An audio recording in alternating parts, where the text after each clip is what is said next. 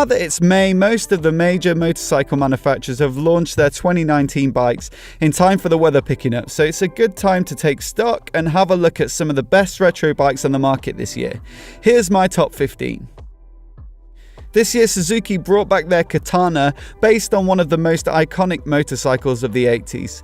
Essentially what you're getting here is a GSX S1000 base bike, but with some modifications to the styling to give it a retro look. And for that privilege, you'll be charged an extra £1,000. I can see this bike appealing to owners of the original and anyone with a real nostalgia for the 80s, but otherwise the cheaper GSX might be better value. In a similar vein, Kawasaki's Z900 RS is a restyled Z900, but as I mentioned in my video from the London Motorcycle Show, which you can find a link to in the description below, there's a few more functional changes like a redesigned fuel tank and a longer, beefier subframe in order to give it a silhouette that's closer to the Kawasaki Z1 of the 70s, rather than looking like their current lineup with angular tanks and short tail units.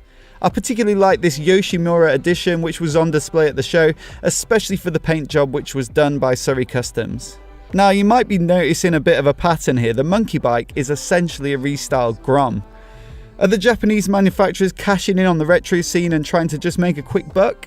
Either way, Honda did a great job on the monkey bike. There's often one in yellow parked outside my office, and I've got to say they look great in the flesh, especially when you remove the big chrome heat shield and swap it in for something like the Yoshimura slip-on. Royal Enfield can't really be accused of the same repurposing of existing models. They've launched a brand new 650 twin in two forms, the Interceptor and the more cafe-styled Continental GT. I've yet to have a go on one of these bikes, but the other reviews seem conclusive and apparently it's a great bike for the money. I'd be particularly interested in comparing it to my Triumph Street Twin. It seems like the Interceptor is a direct competitor and the 270-degree firing order should give it a similarly awesome sound. Originally just a skunkworks project at the CCM headquarters, the Spitfire range has become a runaway success. It's taken a few different forms, including a tracker, a bobber and a cafe racer, but the Spitfire 6 is a slightly different take in that it allows you to select from a wide number of paint options, anodized parts and equipment choices, so that almost any combination is going to result in a bike like no other. These two examples were on display at the London Motorcycle Show earlier this year, and I've got to say the stand was really busy, with a constant stream of punters wanting a sit on the bikes. Indian caused a stir with the original FTR 1200 concept bike, which promised a bigger, road-going version of their beautiful competition flat track bike, the FTR 750. The end result, with all of its concessions to homologation requirements, has been met with a bit of disappointment on a few fronts. But after taking a closer look at the bike myself, I thought it was quite nice. It's well equipped, puts out about 100 horsepower, and the fuel tank's located under the seat, which should lower the centre of gravity, improving handling. So for the right person, it looks like it'll be a great bike. Like other bikes mentioned at the beginning of this list, Yamaha's XSR 700 and 900 are retro adaptations of their existing bikes, the MT-07 and the MT-09. But they've been hugely successful, and Yamaha have updated them for 2019 with a colour scheme that they say is inspired by their GP bikes of the 70s, and I think it looks rather nice. Another bike with some styling updates for 2019 comes in the form of the BMW R9T, but these are a little bit more substantial.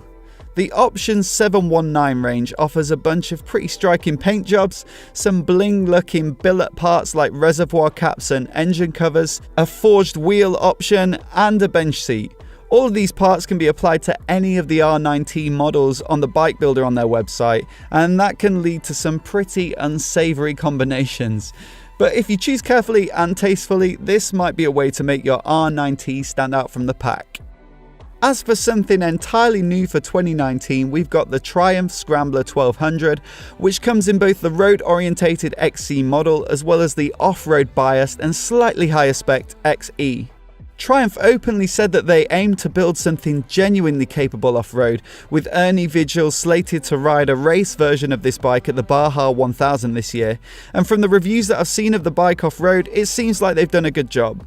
Although the 1200 motor is the same high-power variant from the Thruxton and Speed Twin with a slightly torquier tune, the chassis and styling are all new, and it's a beautiful looking retro bike. It also packs a lot of technology in terms of rider aids and comfort, and as a Triumph owner, it's definitely a bike I'm keen to test ride at some point this year. The Scrambler's been around for a while now and it's a staple of the retro scene, but the 2019 model gets a whole host of pretty compelling updates like cornering ABS as standard, a hydraulic clutch, an LED headlight with daytime running light, self-cancelling indicators, fuel level and gear position included in the instruments, and a few styling tweaks to boot. The price has gone up a bit since the last model, but that seems fair given the amount of upgrades.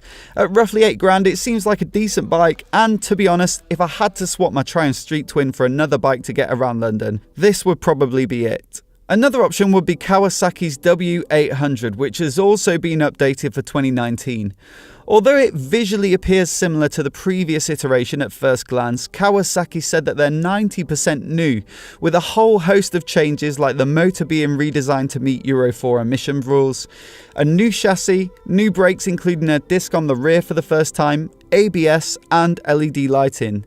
The W800 comes in both the street version as well as the fared cafe. Personally, I'm not sure I could ever come to terms with riding a brown motorcycle, but overall it looks like a decent advancement in this line of bikes for 2019. I uploaded a walk around and review of the specs of the new Norton Rangers from the NCN show a couple of months back, and to be honest, I was surprised at just how popular that video was and the levels of enthusiasm in the comments.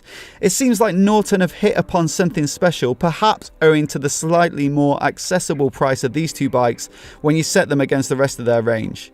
The looks are certainly distinctive, the equipment's well spec'd, and the high revving 650cc 270 degree twin motor, which is essentially half of the engine from their V4 Superbike, seems to put out decent power of 84 horsepower, especially when you consider the bike's slender weight at just 178 kilos dry.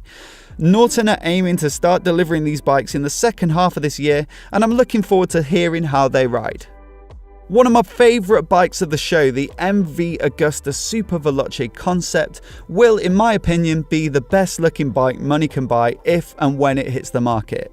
It's essentially an F3 with different fairings, wheels, exhaust and subframe, but what a bike! I especially like the round headlight and the pointy tail section, and I can only hope that homologation requirements like mirrors, indicators and a number plate holder won't ruin this spectacular design. Only time will tell.